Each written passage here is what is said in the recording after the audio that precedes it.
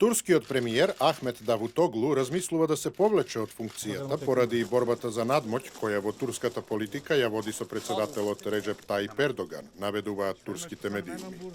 Давутоглу изјави дека се уште не донел одлука за ова прашање, а се очекува средба помеѓу него и Ердоган, информираат дневните вестници Хуријет и Џумхуријет. Премиерот неодамна искажа разлики со председателот Ердоган околу планираните измени во уставот на земјата, со кои се планира на председателот да му се даде поголема власт. Давутоглу вчера изјави дека поскоро би го погазил сопственото его, отколку да ризикува да и наштети на владеачката партија на правдата и развојот.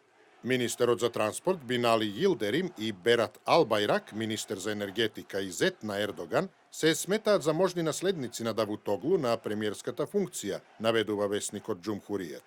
Давутоглу стана премиер и лидер на партијата во 2014 година, кога неговиот претходник Ердоган беше избран за председател на Турција.